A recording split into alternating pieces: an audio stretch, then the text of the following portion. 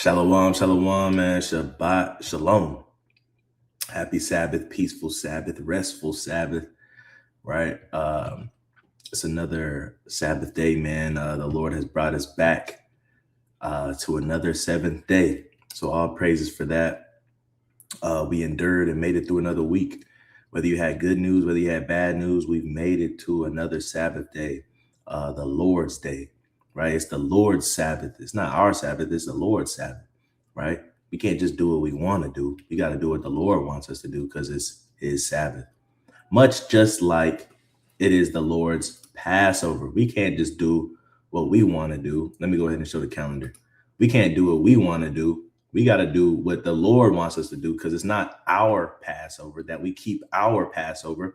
It's keep the Lord's Passover, right? When you go and you read about Josiah, it said Josiah kept the Lord's Passover, right? And if you read it, right, you'll see that Josiah named the Lord's Passover the sacrifices, right? It said that he killed the Lord's Passover, meaning it was a sacrifice. We got videos on that. We've talked about that. But nonetheless, here's our calendar, 2026. Feast days on this side, it says Passover, April 3rd. Passover, April 3rd. Unleavened bread, April 4th, right? So those are what's coming up next. Our new year was March 21st, which was last week. But yeah, here's our calendar. Take a screenshot. If you want it, email us and we will get that to y'all. You know what I'm saying? Via email or Instagram, whatever it may be. But let me bring us back on stage. Right? So today's lesson, man, is a Sabbath lesson, a Sabbath class, whichever one you may want to call it, right? But the title is What's Right is Greater Than Your Life. Now, I did have the greater than sign, but apparently YouTube doesn't allow you to put that in the title. It's like a weird character or whatever. So what's right is greater than your life, right? What's right is greater than your life. And what we're going to be speaking about today is giving up pleasure, right? For what's right, for obedience, giving up pleasure for obedience. Shalom to the brother Baruch in the chat, who's hopped on at the same exact time as the brother Denal. Shalom to the brother Denal as well, right? Getting this thing started. I'm going to share my screen. But before I do that, I want to say, giving all glory and honor to the Most High God of Abraham, Isaac, and Jacob, right? That's the bloodline. Through his son, who he sent, that was prophesied to be our instrument of salvation to save the nation. And that nation is Israel, right? Shalom to the 12 tribes scattered abroad, because we are scattered. Shalom to the believers, the commandment keepers. Shalom to the cleavers, right? Out there that want to take the skirt of him that's a Jew and say, take me with you, because I know that God is with y'all, right? So shalom to everybody, man. Peace and blessings. Let me share my screen and we'll play the blowing of the shofar.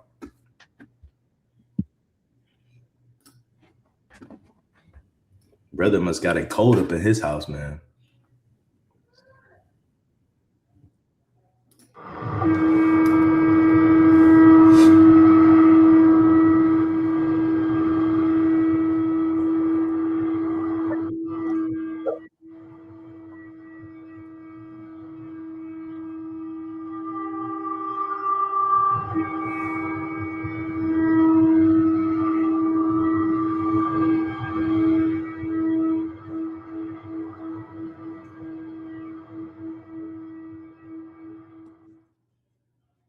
Con, man. Hey, let's get into this. I got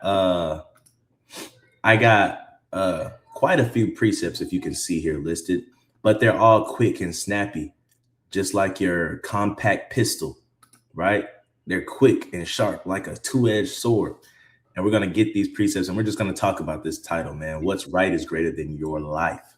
What's right is greater than your life. I have some talking points I wanted to go into real quick, and then we'll get into this first precept, and we'll read from left to right. Hold up. Let me see if I can drag this. Yeah, there we go. Hold up. Let me drag it. Hold up. Thought I could drag it. They're not letting me do it. Oh, there you go. All right. Salaki. So the talking points I got is Sabbath lesson, what's right is greater than your life. Men not settling down for experiences, right? We have a lot of young men, right, that don't want to settle down because they want to experience life. Bro, I'm not even 30 yet. I'm only 30. I still got a lot of vacations to go to. I still got a lot of things I want to accomplish in my life. Brother, you already got a child. It's too late for that. You got somebody knocked, you need to marry that girl. Stop, But we have men that choose experiences over obedience. When the law of God says if you lay down with somebody to have a baby with them, you're supposed to endow them to be your wife and not put her away all the days of your life. You did that, brother. Not that sister. She didn't trap you, right? So that's one thing too. A lot of times men, they want to get their career off the ground, and even when they get their career off the ground, they're making well over 6 figures. They still don't want to do the right thing and be obedient to God. They still, now that I got my money up, now I'm going on vacations. Now I'm, taking flicks for the gram. They want to choose the experiences of life over obedience, over what's right. And then, I don't want to settle down. You know what I'm saying? It's so many fish in the sea. I still want to experience. I haven't got it all out my system. Where do we get that concept of getting it all out of your system? Right? That right there is that's not obedient. That's being a whoremonger, right? We got to get that out of our system, actually, right? And become obedient and understand that sometimes giving up the fun life, hey man, I understand some of us, we gave up a lot of things to come into the knowledge of this truth, whether it be pursuing a sport, pursuing a career, uh, uh, a lot of things were given up to be obedient. And that's what it's gonna have to take to get to the kingdom, is denying your flesh. A lot of people think denying your flesh is, I'm gonna get off of social media. I'm gonna read my Bible because I don't like reading my Bible. Denying my flesh.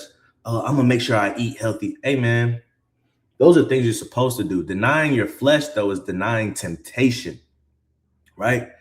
Temptation. What does that mean? It's denying the things that you see other people do that you desire to do, right? The lust of the flesh, the pride of life. Going to, he's scamming it, man. He make that look so easy, scamming and gambling. I'm gonna do that. She make it look so easy, selling her body for millions of dollars. I could just I don't have to take as racy pictures as her. I could just take some curvy pictures and get my bread up. These Negroes out here, they'll pay for anything, right? You got to deny the lust of temptation, right? Even though it seems boring, even though it seems lame, even though it seems like you're broke and busted. What did Christ say? He had no place to lay his head. Like foxes have holes. He don't have no home. He was homeless. He didn't have no food. You got to be able to be content in everything in your life. It says women divorcing for happiness. We get a lot of women nowadays that aren't traditional women. There's a spirit in our women to want to be a man. They'll have 2 or 3 kids and wake up out of the clear blue and say, I don't want to do this no more. And then they'll leave. And they'll leave the kids with the man. Now, there's cases where the men are getting child support. Women are leaving there. She may live in Georgia. She wake up and now she lives in North Dakota and she's camping. She got a whole family at home. She don't care nothing about it. She said, I'm choosing my happiness over my family. My kids deserve a happy mom. Right? Go ahead, Obadiah. Or it may be a situation when you have a woman that got like 2 or 3 kids and she decides she want to be a dyke. I don't want to be a woman no more. I want to be a man. As she acting like she a whole man. She got 3 kids, and she all of a sudden now want to be a dyke. Want to deal with men no more. Right, she want to be a bulldagger, man. Yeah, man. want to be a stud. She want to live the aggressive life, right? And nowadays women, man, they're so consumed with themselves, they'll have their hair and nails done and their daughter will look like trash. Daughter hair not done, daughter look musty and dusty, right? Don't make no hair appointments. It's up to the man to make the hair appointments, right? And so this is the time we're living in where people are choosing their own happiness over obedience. They're choosing rather to pleasure themselves and keep up with society in their own image, right? And be conceited over being obedient, over shepherding and nurturing a family, right? And raising up godly people, right? Nobody wants to raise up godly people no more. Everybody just wants to claim that they're godly, right? I put God first in my life, man. Put God first in your life and you get all what I got, man. Man, life is so good. God's so good to me, man. And man, don't deceive yourself, right? So we got to put away pleasure. We got to put away experiences. We got to put away happiness for obedience. Because at the end of the day, this life is short. I also have here, you have to give your life up for what's right. I know that don't sound fun. Bro, you missing out on life. Bro, you just gonna do that every Saturday? You know, too much go on Saturday, man. The step show on Saturday, the trail ride on Saturday, the car show on Saturday, the mall be busting on Saturday, man, the club. Hey, man, you gotta give up all that fun for what's right. And you know what that looks like? That looks like servitude, because we become servants, right? What we're about to read, we become servants to righteousness, right? This is not the life worth living or caring to get the most out of, right? This life is short. The one that we want the most out of is the next life. So this one right here, everything is just a temptation. Everything's just a test. Everything really is just a facade. It's a dream. You know, when you wake up from a dream and it seems so real, but then when you wake up, you snap back to reality. You're not walking around all day moping. I really want that dream to be true, man. Oh man, I had that car that I want. Then I woke up. Oh, I had that girl I wanted. No, you snap back to reality and you live your life. This is what that life is like. The life that we're living is literally a dream. You're going to wake up one day and realize you're either going to be tormented or you're going to have everlasting life. And you're going to realize I was dreaming this whole time. None of this was true. None of this was reality, right? But let's get into these scripts now, man. That's all the talking points I had. Romans 6 and 16. If the brother Obadiah could read that for me. Romans 6 and 16. Know ye not that to whom ye yield yourselves servants to obey, his servants ye are to whom ye obey, whether of sin unto death or obedience unto righteousness. Right, man. Servants, right? You're either going to serve sin or you're going to be obedient to righteousness. And you yield yourself, right? A lot of people, you know, that give in to the war of politics. No, I don't serve them. I don't, you know, it's my voice. It has nothing to, no, you've given into the societal norms, right? You pursuing careers and things that have nothing to do with God. You've yielded yourself to the world, right? You yield yourself to the world whenever you choose to do something that does not uplift God. You can't serve two masters, right? And you could say even for the Greek life, Greek fraternities and sororities, man, I serve God. No, you don't, because if you serve God, you will be obedient unto righteousness. But you're serving unto sin, meaning you've yielded yourself. So this is the thing, right? Nobody's saying that you stop believing in God, but a lot of the things you do, you bring before God, meaning what? You tag it along with you. It's on your backpack. It's on your arm. You're carrying it, right? So you appear before God with that thing, and God's going to look at you crazy. That would be like if you have a daughter or you have a son that's a toddler, and you outside enjoying the day, and they come back and in their hand is a raccoon. They holding it by the tail, right? You don't want that before you. You like, man, why does my child have a raccoon in their hand? And it's alive, right? You like, man, you get that from away from me. And why do you have it? That's what God's looking at a lot of the decisions we make in life, right?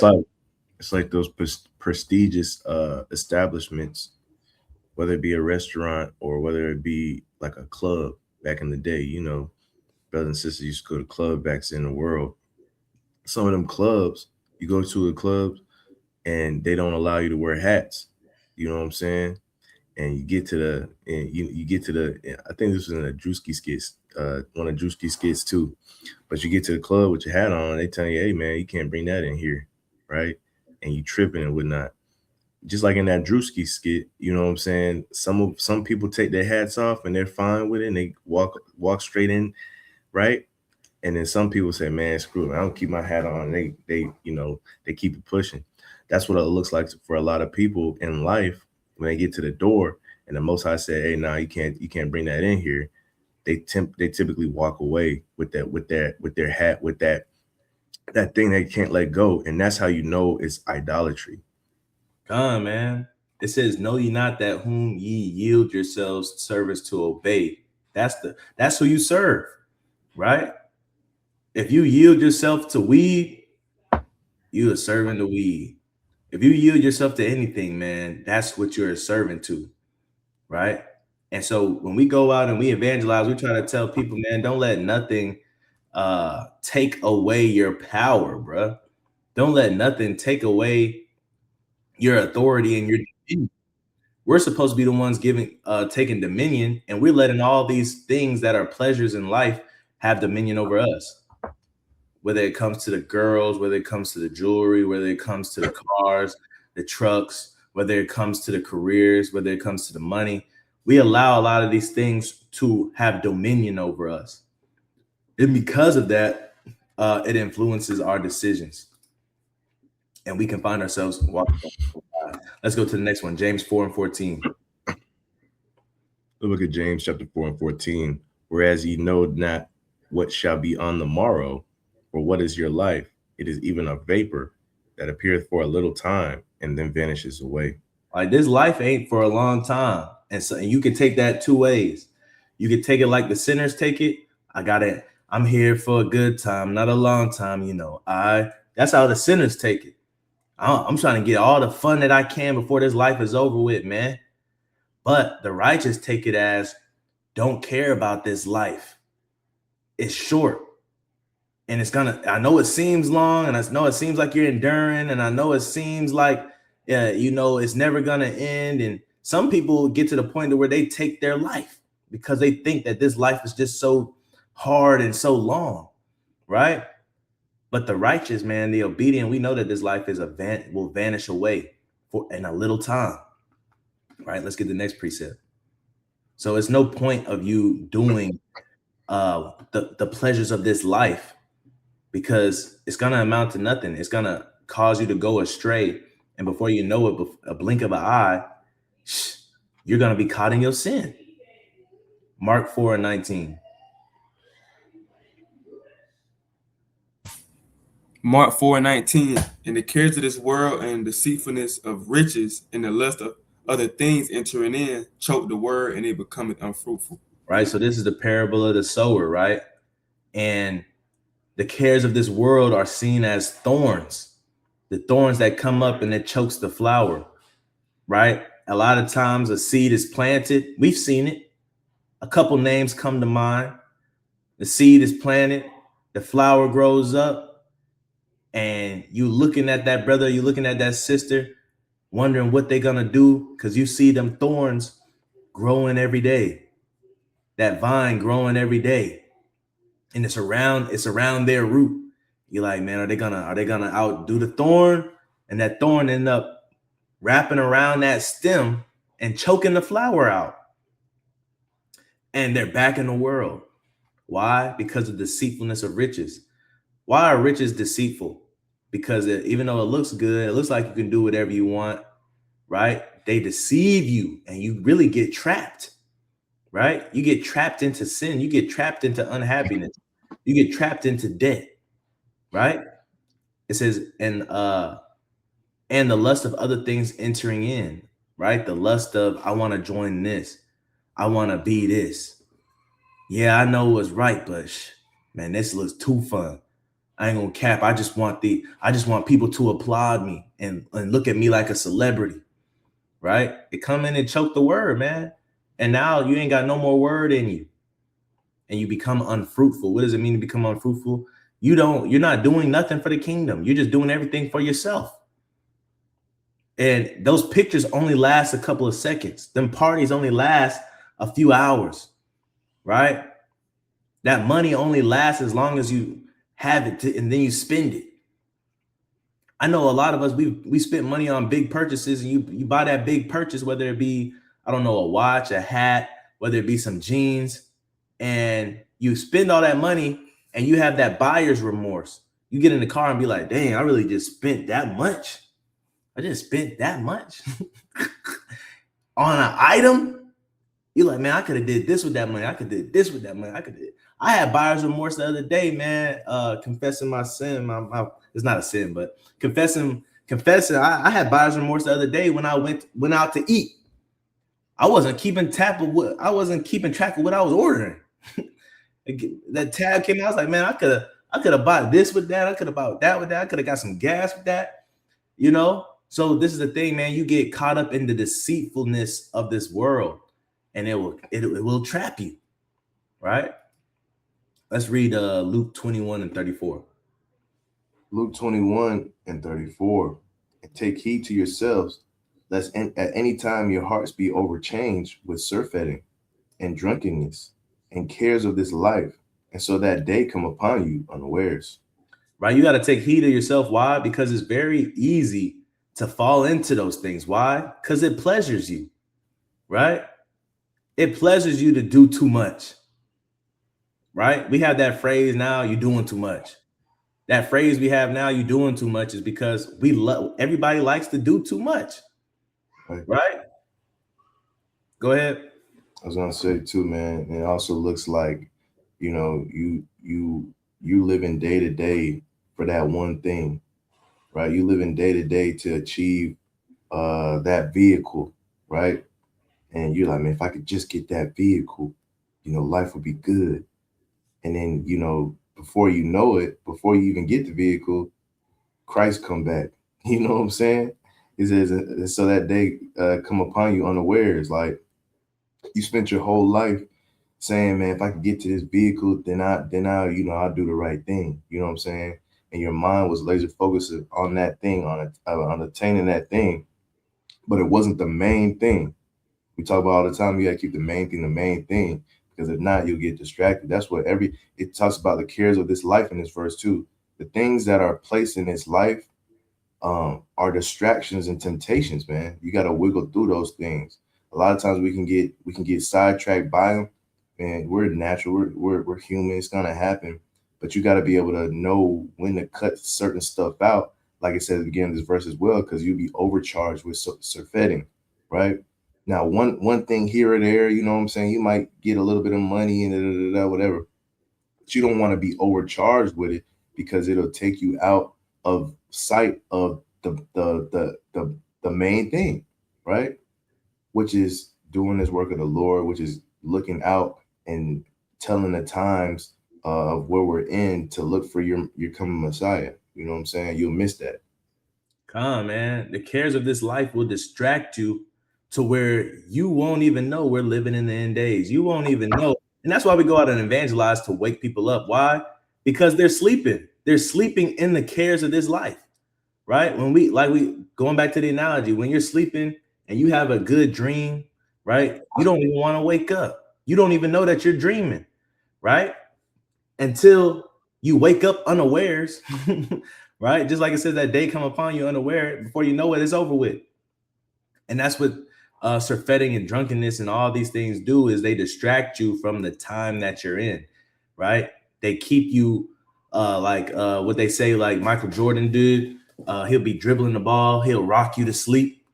He dribbling the ball so much, you forgot you were playing defense, and then he go right around you, right? That's all these things in this life are doing, man, right? And you have to take heed, man, because your hearts will be pleased by some of these things in the world. For example, I was in a parking lot at 10 a.m., just getting to work in the parking lot, and a brother, he came around no headphones in his ear. He was dancing. And I'm like, what this brother on drugs? What's going on? He looked like a student though, like a college student. He was dancing. And then out of nowhere, he just pulls out his pocket some papers and some weed, starts rolling up while he dancing. 10 a.m. in the morning. The brother lived for this. You could tell like he needed this. We've become dependent on pleasures, right? And we have to be able to put the pleasures down, man, and understand that we're putting them down for a good reason. Because I'm not going to tell you that this stuff don't feel good. I'm not going to tell you that this stuff is not desirable. It is. And it seems unfair that we have to put it down for God. But like we just read, man, in the other verse, whatever you yield yourself to, you become a servant of. And a lot of people, they believe in God and they think God gives them this freedom to do whatever they want. But God doesn't give you that freedom to do whatever you want. God makes you a servant. You got to serve him. At the end of the day, you have to serve him. You're a servant. You're not free to do whatever you want to do. But that's been the teaching. And that teaching has caused a lot of people to be carried away with the things of this life. Right? Let's read this. 1 John 2:15. We're going to read, I think, through 16. God, it's the book of 1 John, chapter 2, and verse 15.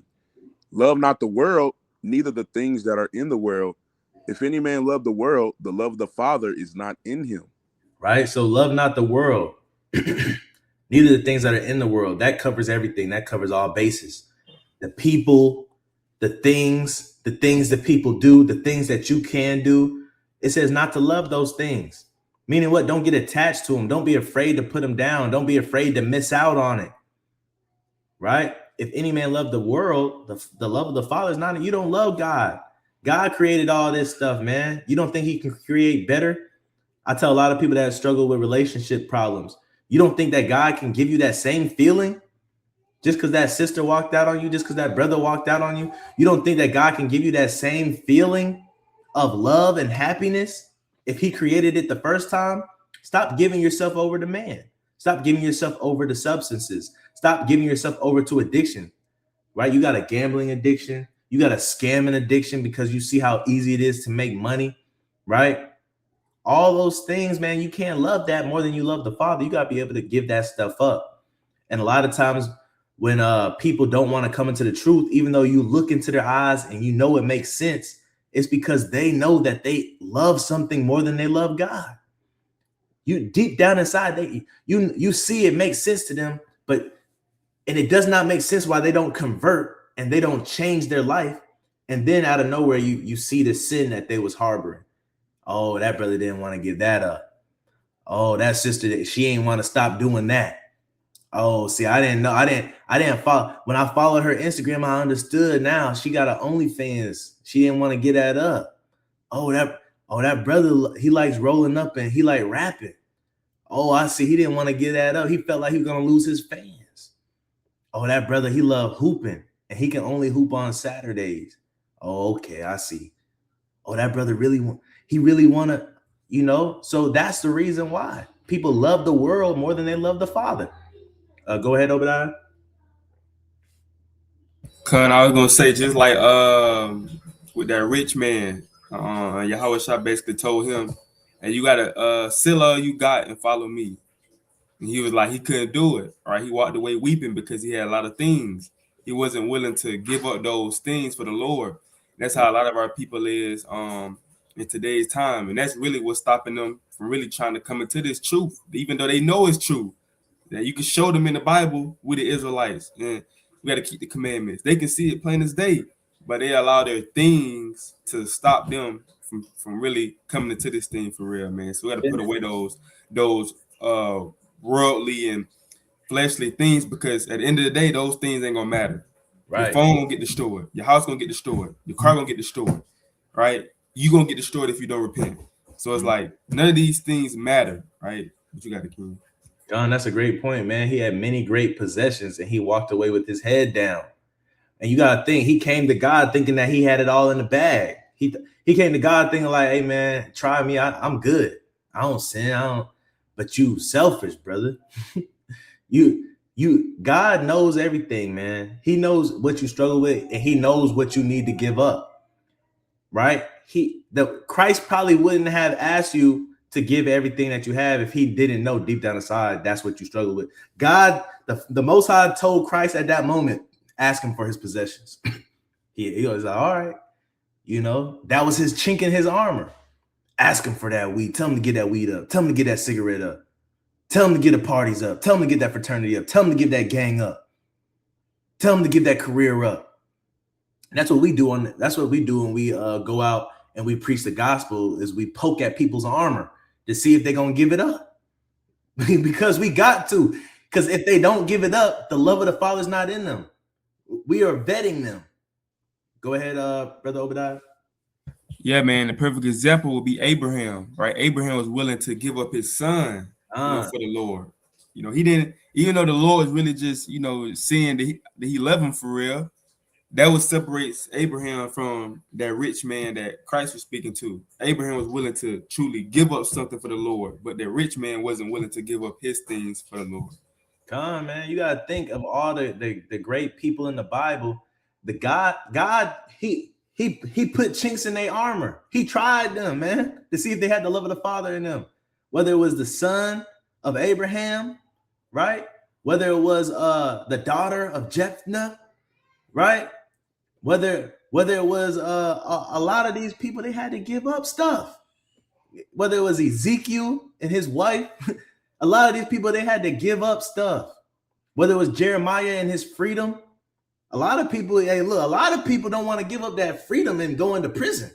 That's a big, hey, I ain't gonna lie. Even I'm looking at me like, I don't want to go to prison. You know what I'm saying? I don't want to give up my freedom, but that's the cares of this life.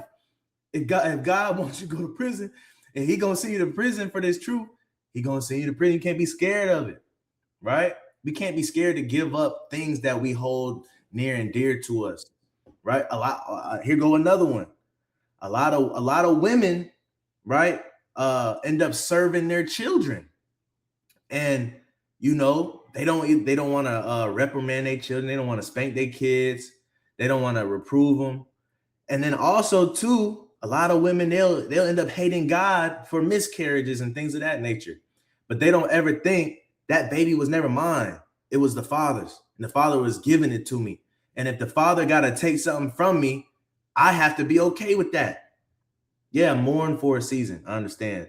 But you don't know why God took that baby from that. God could have been taking a homosexual spirit away from your family. He could have been taking a murderous spirit away from your family, a rebellious spirit. There's plenty of kids that grow up and kill their parents because of bad temperature. You don't know what God is saving you from. So we can't be too attached. And a lot of people will, like I said, will hate God because he caused the miscarriage, or he did this, or he did. God a lot of times will be saving you, but sometimes his saving seems hurtful. It seems like it's taking away the pleasure of your life, the treasure of your life, right? Let's get verse 16, Brother Isaiah. Verse 16. For all that is in the world, the lust of the flesh and the lust of the eyes and the pride of life is not of the Father, but is of the world. Right? All these things, man, what you see with your eyes, ooh, that truck so sexy. Ooh, that girl so fine. Ooh, that man so fine. Ooh, man. Hey, that life looks so, man, I might want to hit Buddy up. He said to comment, what if I want this? A lot of the stuff that look good to our eyes, man, is of the world. It's not of the Father, right? A lot of things that we think are good opportunities, a lot of the time they're of the world. It's not of the Father, right? A lot of times the situations and things that we put, right, ourselves in is because we love the world. We want to enjoy the experiences of the world, the lust of the flesh, right? What we feel, what we think we look good in, right? A lot of times we do things because we think we look good in it, right? The lust of the eyes, be looking at stuff that we want, right? Sometimes, our eyes are too big for our plate. We don't know that we don't need it until we get it. You know what I'm saying? A lot of people, that get expensive stuff early on in life, usually later on in life, you know, they live in a simple life because they've experienced that good stuff already, right? So once you get some of this stuff, you realize that, you know, it's not that big of a deal.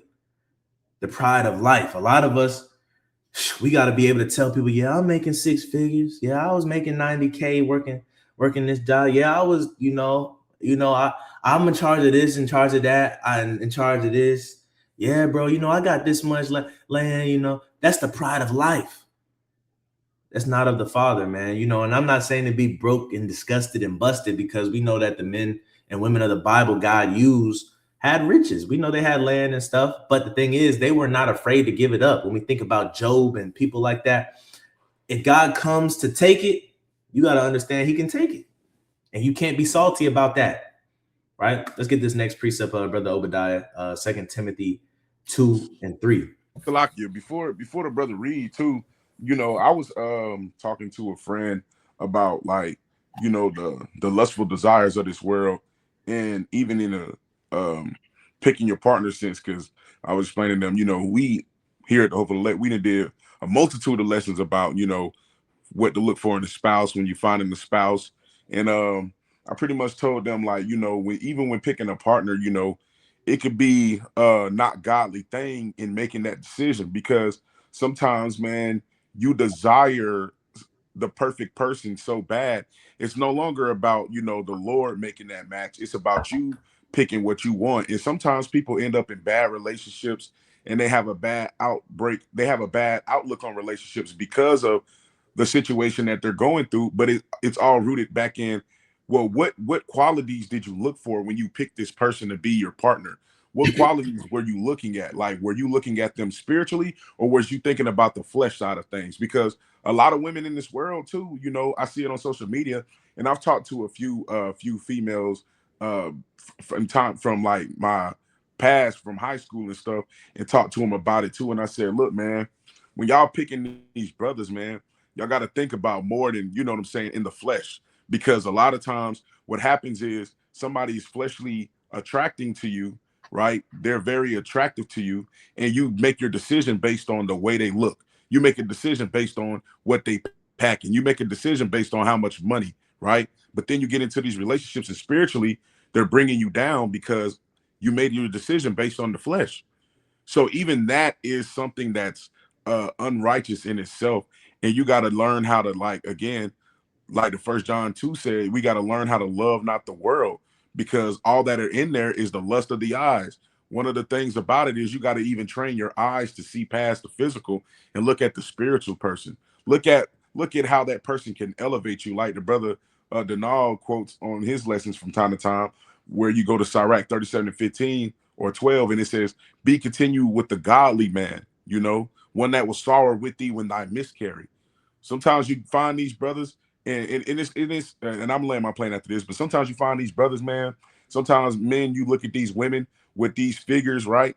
And they end up making your life miserable, a living hell. You know what I'm saying? And it's all because you made your decision based on the flesh, not the spirit, right? So you gotta make sure that as a partner, if you're looking for a partner, right, male or female, you gotta find the good qualities about the man or the woman that you're looking in according to the spirit, not according to the flesh, and make your decision based on the spirit every time. Because like the brother Azrael said a few moments ago, anything that somebody lacks in the flesh, the Most High can make up for it in the spirit. The Lord can put a spirit in them to give you that same satisfaction that person gives you only in the flesh. But you got to be willing to walk the walk that the Lord wants us to walk and try the spirit, man. But Khan, are you so like it? Come, man, the Lord will take the taste out of your mouth too. If you ignore it enough, if you resist the devil enough and temptation enough, the Lord will take the taste out of your mouth and make you satisfied, man. He'll make you satisfied with the manna that He's giving you. You don't have to have eyes for the quail anymore. You don't gotta have eyes for the delicate meat of Egypt no more. He'll give you contentment, right? So everything that the brother just said was true. So that I went back to First John. The lust of the flesh, the lust of the eyes, the pride of life, all that comes into play when you picking your partner and you in the world and you wondering why your life is crazy. You wondering why your partner don't love you. It's because you don't love the Father. You got what you deserve.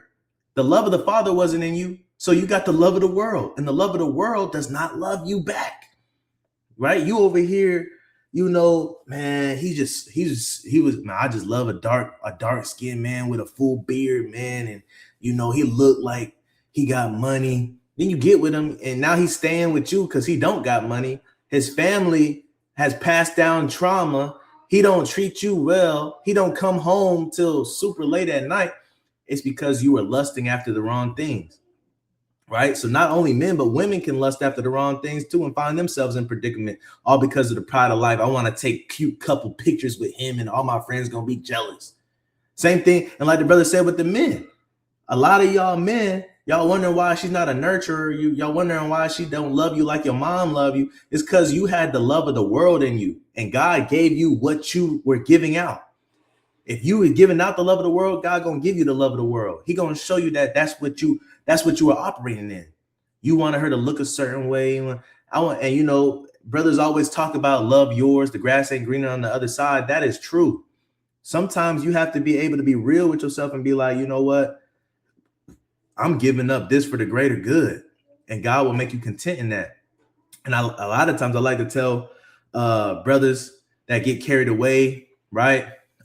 When they make a decision in the truth, right? When we talk about the obedience, walking in the obedience, knowing that God has a chosen people, the Israelites, and we got to keep these laws, statutes, and commandments.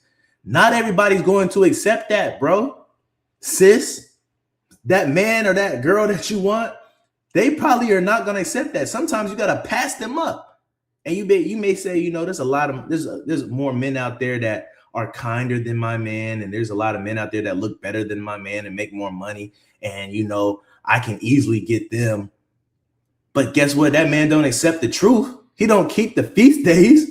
Same thing with his brothers. Like, yeah, it's a lot more fish out in the sea, and it's more temptation for brothers because you know polygyny is not unlawful. So you know, brothers, you know, they quick to ruin their life and just say, you know what? She don't keep the feast days. I don't even know if she will wear fringes. She think they're funny. I don't even know if she will sit down and watch a lesson, but she look good. I'm sure she'll be a good mother though. No, she don't even accept the truth. And a lot of us, we bypass that all for what? The lust of the flesh, the lust of the eyes, and the pride of life, because of how it make us look and how it make us feel, experiences. So that's a mighty point. Brother Obadiah, if you can read this, 2 Timothy 2 and 3. 2 Timothy 2 and 3. Thou therefore endure hardness as a good soldier of Jesus Christ. So before I go to the next verse, we're going to read Salakia. We're going to read another verse in this as well. You got to endure hardness as a good soldier, man. We're all soldiers, right? And one thing about a soldier is, you know, soldiers are chastised. You can't wear what you want to wear when you're a soldier. You can't be where you want to be. That's called AWOL, absent without leave. You can't be where you want to be when you're a soldier, right? You're chastised as a soldier. You can't do what you want to do. Why? Because you have signed the dotted line to serve. You have signed the dotted line to give up your life. And that's why I didn't join the military, because I realized I was signing my life away. I can't, you know, even if I want my family to live in a warm climate, they might put me in North Dakota or Montana where it's snowing all the time. I have no control. You have no control over your life. And that's how we have to look at it with the Most High. Where the Most High say, go, go. Where he say, don't go, don't go. Where he say, dress, he say, dress. Where he say, don't eat, don't eat. We have, man, I love that low country boil though, man. God don't really care if we eat that stuff, man. It's not what go into us. Man, you giving into food? You giving into a meal? Come on, bro. You're not a servant of God. You serving yourself. You serving yourself when it comes to modesty. It doesn't say what modesty is. I can wear this. I believe it's modest. Just because you don't believe it's modest, you giving into outfits. You giving into stares. You giving into likes. Come on, bro. Sis, you know, you gotta endure hardness. It's not gonna be fun. It's not gonna be easy. Nobody said that, right? Nobody said that. You're right. Nobody said that. Nobody said it was gonna be fair. But you gotta be a soldier. Is you a soldier? Hey, And I like the brother Obadiah. He came from a beginning, an origin, and I love that name, prisoners of Yahushua, prisoners of Christ. You literally are locked up for this, man. You do whatever he say do. You are literally a prisoner in Christ's jail. If he say it's time to eat, it's time to eat. If he say it's time to go back to your bed, it's time to go back to your bed. You can't be out all night. Go ahead, Obadiah. I was gonna say, just like, going back to the point of view, like talking about spouses and things like that. Just really just imagine, Christ being your father, right? Would you take that person that you're trying to pursue to Christ and be like, this is my husband or this is my wife? And you like, would you feel comfortable taking that person to Christ if he was your father in a sense, and he or she having a conversation with him? Or what would that person be like? Would you feel comfortable with that person going to him? That's what a lot of us got to think, man. Like, a lot of times people be so caught up in looks and things like that, but looks fade. People get old. A person may get in a car accident, mess their whole face up. They ain't gonna look the same. But are you still gonna be down with that person, or are you just with them because of the moment? And that's not gonna last if you just in it for just the moment at hand. That's what I said. Come on, man. And a lot of people, they give into popularity, fame, and clout, right? This person may not be the right person for you, but because they got clout, because they'll make you look good by being by them, you choose that person. Then now you want to leave when you find out it's not the world ain't about clout. Clout is not gonna give me happiness or peace. Now you want to leave them, right? You gotta watch what you lay down in bed with, right? Let's read the next verse in verse 4. Verse 4: No man that warreth entangles himself with the affairs of this life, that he may please him who have chosen him to be a soldier. Come on, man. You a soldier, right? You can't worry about a battle that that's not going to benefit anything, right? The affairs of this life. You in the middle of war, but you worried about a sports bet. And I'm saying this because we probably have American soldiers that are overseas right now worried about sports bets. If you're in the middle of war, you're not supposed to entangle yourself with those matters. That's not the war that you in, bro. That's not the war that you in, sis. You done signed a contract, right? And so just like that, the affairs of this life, we shouldn't meddle ourselves in it. Once you get into the weeds of the affairs of this life, man, it's going to be hard to get out. It's going to be hard to untangle yourself, right?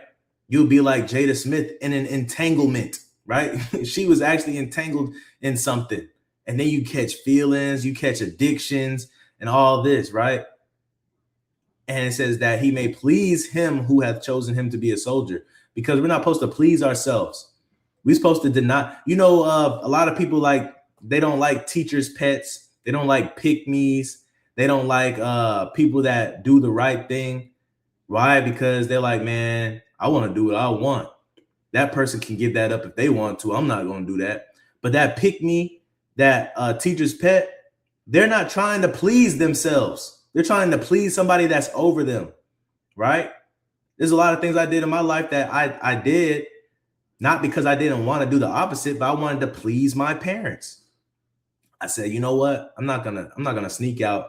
I want my parents to be proud of me. I want them to, brag about me today friends. I want to please my grandmother.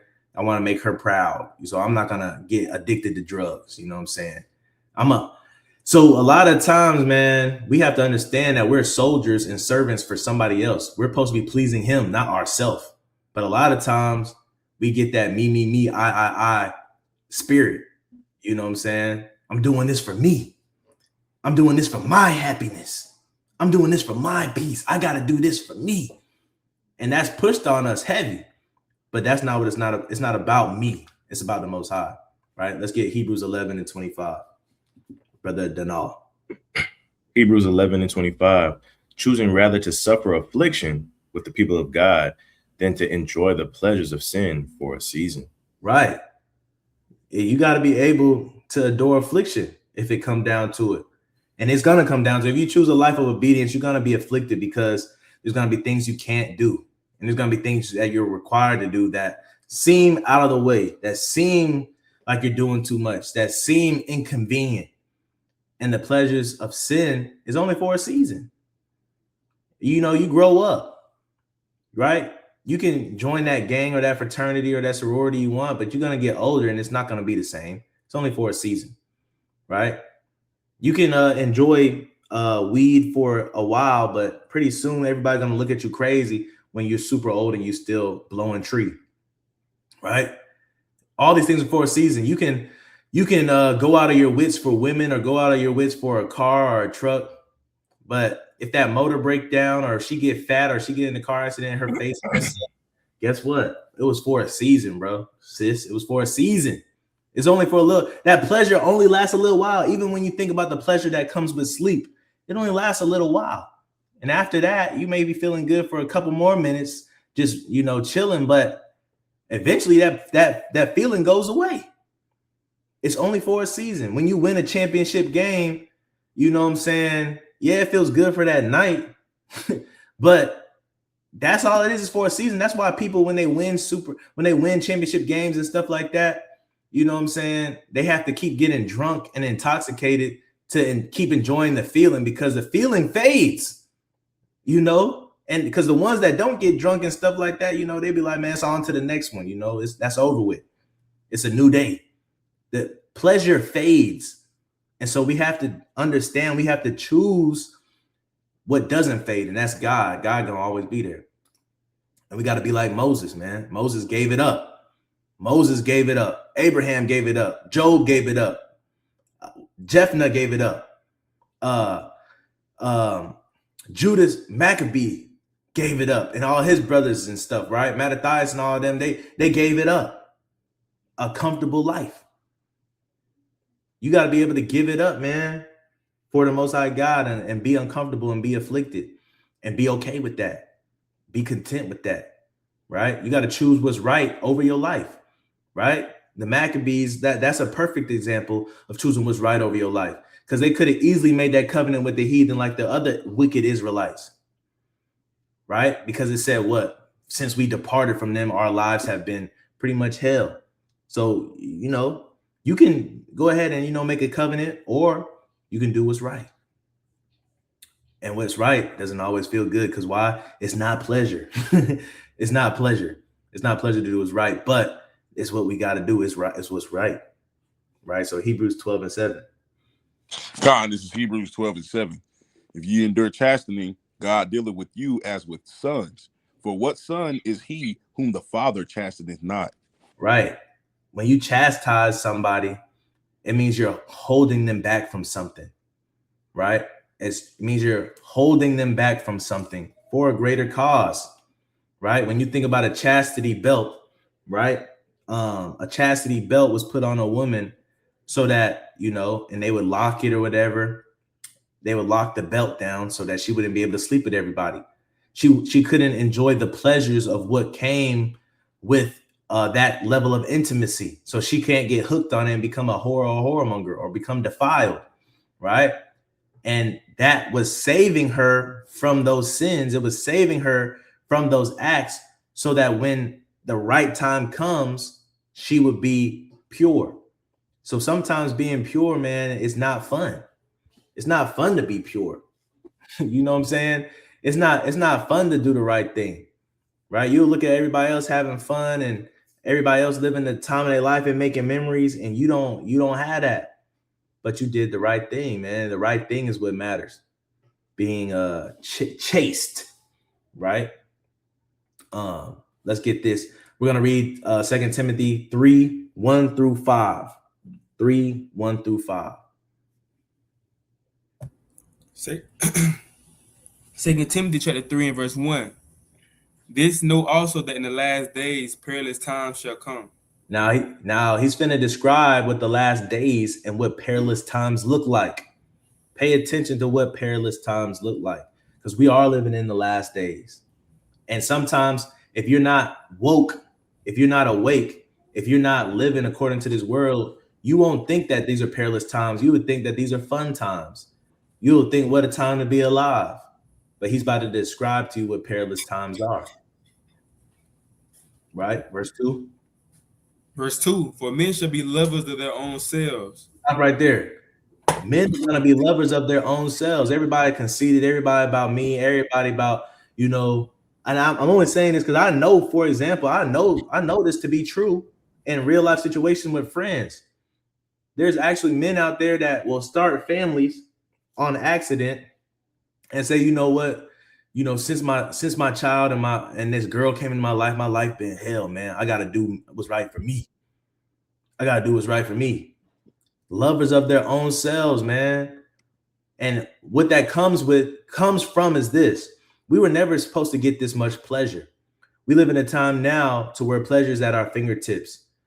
Men, you were never supposed to see this many attractive women on a social media site. We were never supposed to see that. Think about how people used to live back in the day. You live in your little small little farm town or whatever, you know what I'm saying, working your day-to-day job.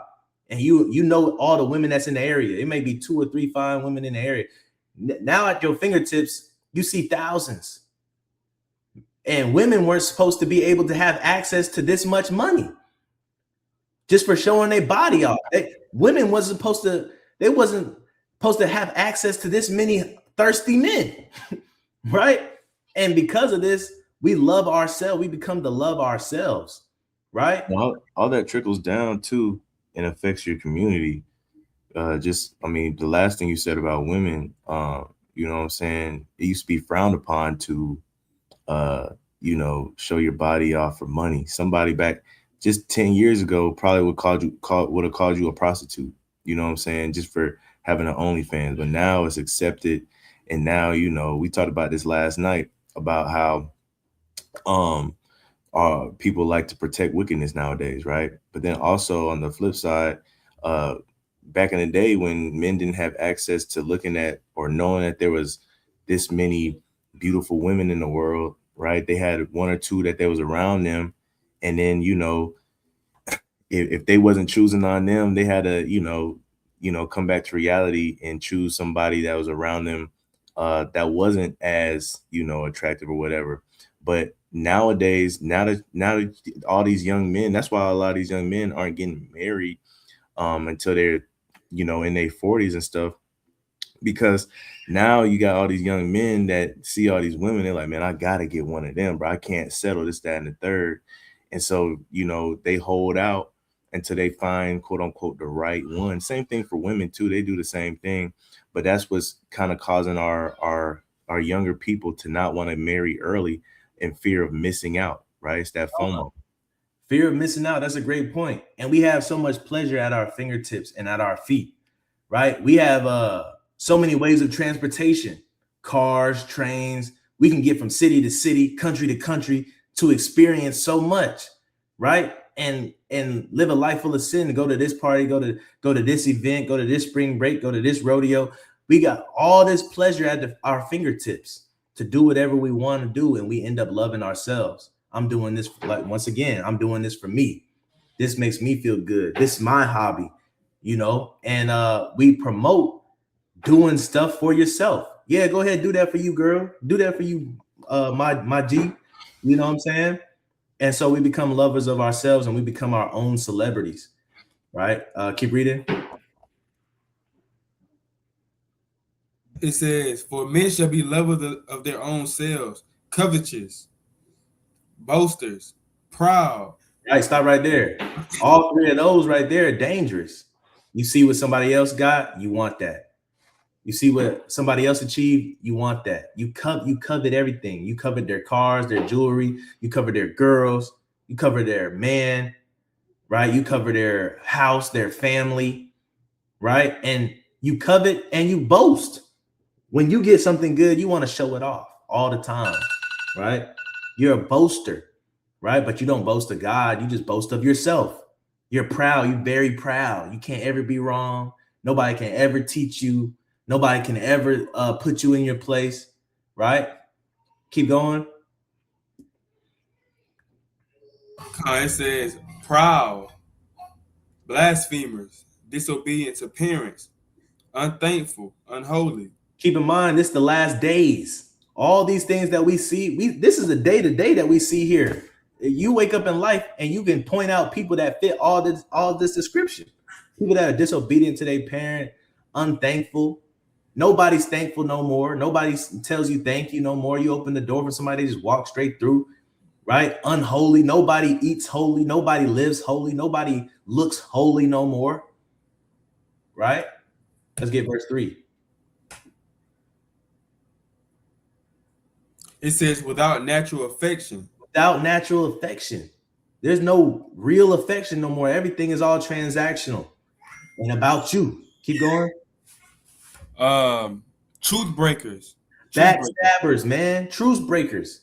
Everybody backstabbing, everybody sliming you, everybody sliming you out. You know, everybody, you can't trust nobody. Everybody got trust issues, bro. That's, you know, keep going. False accusers. Everybody lying on each other. This is the time we live in, and it's describing perilous times. And when it's describing perilous times, it's not talking about war all the time. This is talking about the actions of people. This is how people are living. Literally everything that we're reading is how people are living. Why? Because it pleasures them, right? It pleasures them to do these things, right? It makes them feel good, right? Keep going. Incontinent. Right? Fierce. Right?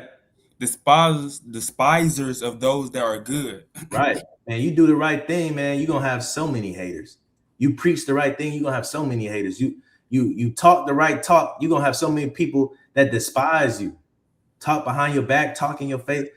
You know, nobody likes the good boy or the good girl no more. We rather have the sexy reds and she living in her truth and he living in his truth. We rather have that. Man, why you talking about that? It had nothing to do with your life, bro. Let him live, bro. He can be a girl if he want to, bro. Right? Despisers of people that are good. He can be what he want to be, but if I want to be an Israelite, I'm the demon. I'm the demon because I want to be an Israelite, but he could be a girl and he can live in his truth. I can't live in my truth though. So everybody's despisers of people that are good. Right? Verse 4. Traitors. Mm-hmm. I would say heady. What they say? Heady. Mm-hmm. How you pronounce that? Yep, heady. High-minded. Right. Lovers of pleasures more than lovers of God. Read that last part again. Lovers of pleasures more than lovers of God. Right. They love pleasure more than they love God. They'll choose pleasure over God every time. And they deceive themselves to think that God wants them to take pleasure. They deceive themselves that God want us to be out here in Cali, bro, on the beach, bro. Bro, God want us to go out tonight, bro. I'm living my best life. God bless me so much. And you got three, four prostitutes in your phone. You asking all the girl what the move is, but you making a social media post that God done bless me. Look at all this, bro. Look at all this I got, bro. God didn't give that to you. You love pleasure, and pleasure gave you that. Chasing pleasure gave you that. Chasing pleasure had you become a traitor to your family or to your friends. Chasing pleasure caused you to get that transmitted disease. Chasing pleasure caused you to get all that stuff from scamming because you were chasing pleasure and you made an excuse to sin. You said, man, for the greater good of me obtaining this, I'll do that. I'll scam. I'll lie. I'll cheat. I won't get into that. But verse 5 is the point, man. The point I'm trying to make throughout this whole video, right? And this is what it boils down to. To be able to do what's right instead of living your life, you got to be able to understand this. 2 Timothy 3 and 5. 2 Timothy 3 and 5. Oh, right. Having a form of godliness, but denying the power thereof, from such turn away. Right. You got to understand that, you know, the Most High called us gods, meaning we have dominion over the earth. And if we have dominion over the earth, that means we have dominion over our own bodies. So pleasure should not be tempting us. Like, we should be able to deny anything that's not godly. In the moment that you can't deny anything that's ungodly, you're denying the power that you have as a God on this earth. right? So you gotta do what's right, because what's right is greater than your life.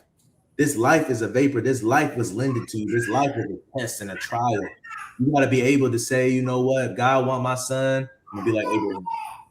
If God want my kids, He want my land. If He wants my health, I'm gonna be like Job.